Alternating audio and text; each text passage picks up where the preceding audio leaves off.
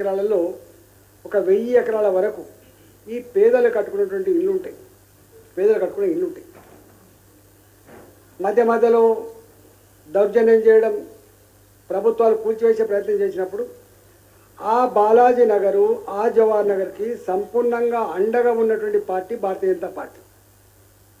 1994లో ఆ గుడిసెలు కూల్చేయాలని చెప్పి ఆనాడు రెవెన్యూ మంత్రి, కాంగ్రెస్ ప్రభుత్వంలో ఉన్నటువంటి రెవెన్యూ మంత్రి కమతం రామరెడ్డి గారు మిషన్లు పంపిస్తే కూలగొట్టాలని ఆదేశాలు ఇస్తే ప్రజలు తిరుగుబాటు చేశారు.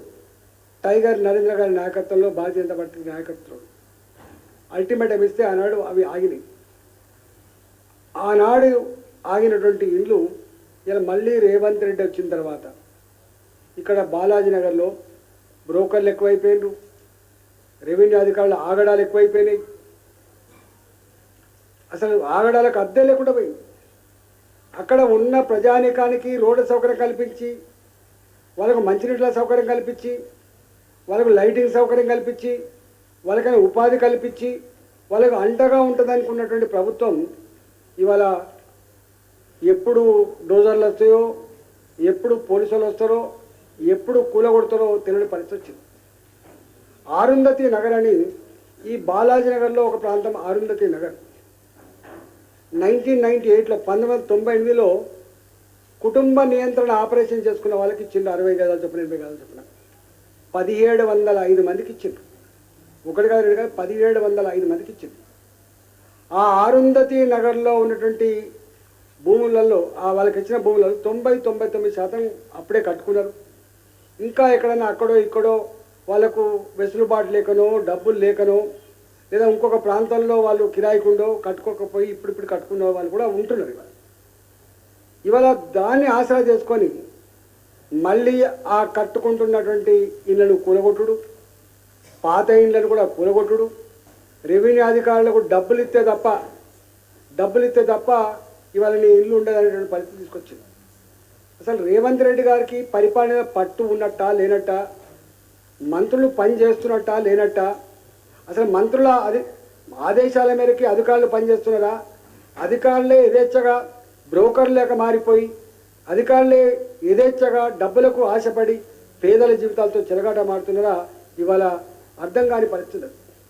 ఆ ప్రజలందరూ నిన్నగాక మొన్న నారికి వచ్చింది, ఏడ్చుకుంటూ వచ్చి, అయ్యా ఇది అరుంధతి నగర్, మా దగ్గర ఇన్ని కాగితాలు ఉన్నాయి.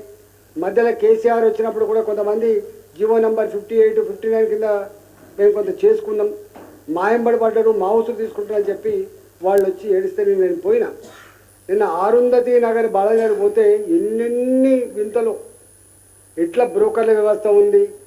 గా ఇళ్లల్లో పని చేసుకొని ఏ పూటకు ఆ పూటకే జీవనం కొనసాగించే పేదల దగ్గర కూడా 50,000 రూపాయల నుంచి 2 లక్షల రూపాయల వరకు లంచం ఇస్తే తప్ప జవహర్ నగర్లో రేకుల షెడ్ వేసుకునే ఆస్కారం లేదు. వాళ్ళు 100 గజాలు వేసుకోరు, 200 గజాలు వేసుకోరు, వాళ్ళ పాత జాగ్రత్త.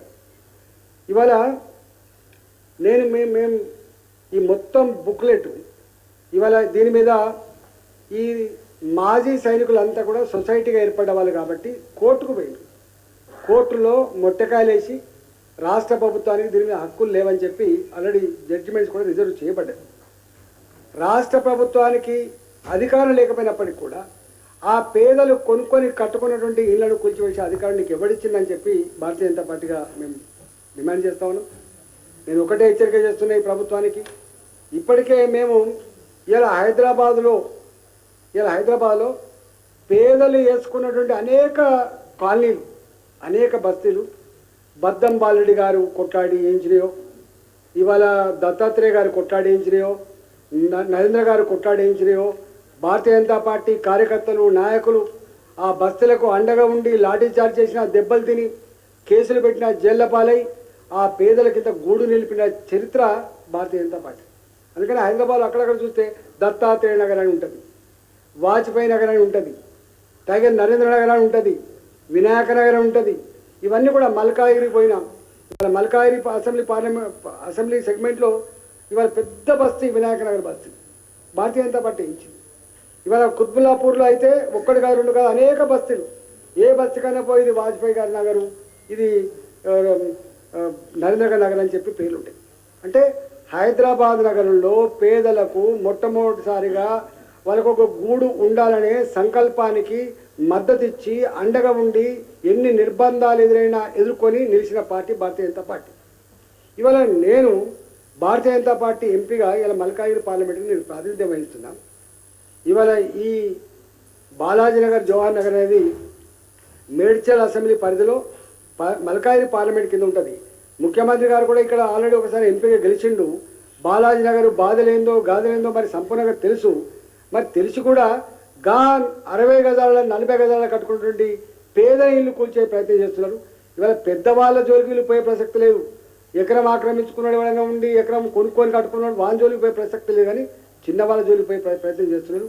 మేము ఒకటే హెచ్చరిక చేస్తూ ఉన్నాం, పేదల జోలికొచ్చి పేదల ఇల్లు కూల్చివేస్తే చూస్తూ ఊరుకోవడానికి భారతీయ జనతా పార్టీ సిద్ధంగా లేదు. అక్కడి పార్లమెంట్ సభ్యుడు